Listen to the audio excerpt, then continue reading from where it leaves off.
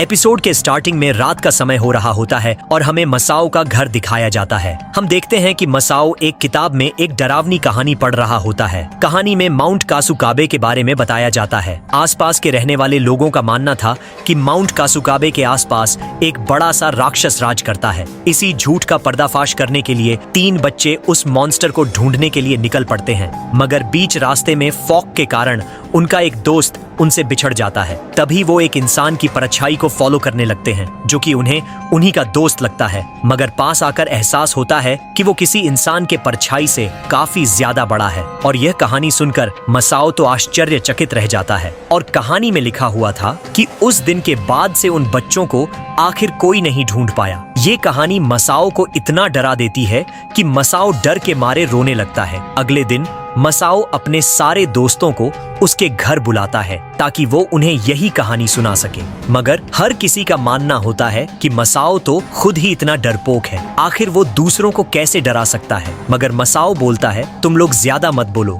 क्योंकि ये कहानी बहुत ही ज्यादा डरावनी है और तुम सब बहुत ज्यादा डरने वाले हो। वो बताता है कि बहुत पहले माउंट कासुकाबे के आसपास एक विलेज हुआ करता था और लोगों का मानना था कि उधर एक मॉन्स्टर का राज चलता है, मगर आज तक कोई भी इंसान उसको देख नहीं सका था। और इसीलिए 3 दोस्त इसी चीज का पर्दाफाश करने के लिए मॉन्स्टर को ढूंढने निकलते हैं, मगर बीच में नैनी मसाओ को रोक देती है। और क्योंकि वो सारे बच्चों के नाम से कंफ्यूज हो रही थी, इसलिए मसाओ को एक आइडिया आता है। वो क्या करता है कि सारे बच्चों को नाम चेंज करके वो अपने दोस्तों का नाम रख देता है। फिर वो बताने लगता है कि कजामा फोक के चलते उस जंगल में गुम हो जाता है, मगर दोबारा से मसाओ को कोई सीरियसली नहीं ले रहा होता है। इसलिए मसाओ फिर से गुस्सा हो जाता है। इस बार मसाओ लाइट्स को ऑफ कर देता है ताकि सब कोई उसको सीरियसली सुने, मगर इसी बीच बो चैन कुछ बोलने लगता है और अचानक से बो चैन को बोलता सुनकर सारे बच्चे काफी हैरान हो जाते हैं। वो बताता है कि पिछले दिन मेरे साथ कुछ काफी अजीब घटना घटी थी। वो बोलता है कि रिवर के पास में उसे एक लाल कलर का अजीब सा पत्थर मिला था जो कि बिल्कुल एक ह्यूमन फेस जैसा था, और उस पत्थर को देखकर ऐसा लगा जैसे कि वो पत्थर स्माइल कर रहा है। ज्यादा कुछ न सोचे समझे बो चैन उस पत्थर को उसी रिवर में रख के घर जाने लगता है। तभी बीच रास्ते चलते चलते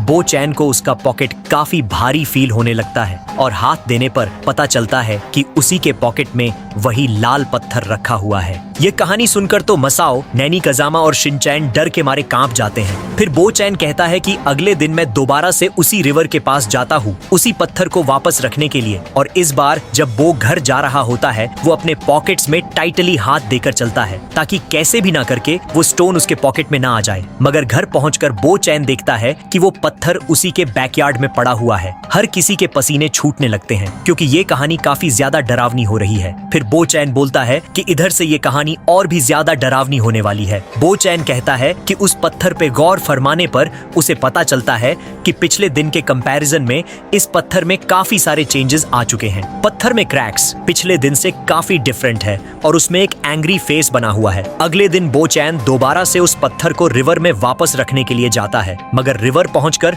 वो एक दूसरा बड़ा लाल कलर का पत्थर नोटिस करता है जो कि उसने पहले नहीं देखा था, और उस पत्थर को देखकर लगता है कि वो इसी पत्थर का टूटा हुआ हिस्सा है, और उन दोनों पत्थर को जोड़ने पर वो बिल्कुल एग्जैक्टली मैच भी कर जाते हैं। यह देखकर बो चैन एक राहत की सांस लेता है कि फाइनली अब ये पत्थर उसका पीछा छोड़ ही देगा। और यह पूरी कहानी सुनकर शिनचैन और उसके दोस्त भी एक राहत की सांस लेते हैं क्योंकि फाइनली बो चैन के साथ हैप्पी एंडिंग हो ही जाती है। मगर तब बो चैन फिर से बोलने लगता है, पता नहीं क्यों अभी मेरे पॉकेट दोबारा से हैवी फील कर रहा है, और पॉकेट में हाथ डालने पर पता चलता है कि वही लाल पत्थर एक एंग्री फेस के साथ उसी के पॉकेट में पड़ा हुआ है। यह देखकर शिनचैन, कजामा, नैनी और मसाओ डर के मारे जोर से चीख उठते हैं, और यहीं पर ये एपिसोड एंड हो जाता है। दोस्तों, अगर आपने मेरा चैनल सब्सक्राइब नहीं करा तो क्या पता आपके पॉकेट में वो लाल पत्थर आ जाए, इसलिए चैनल को सब्सक्राइब कर लेना।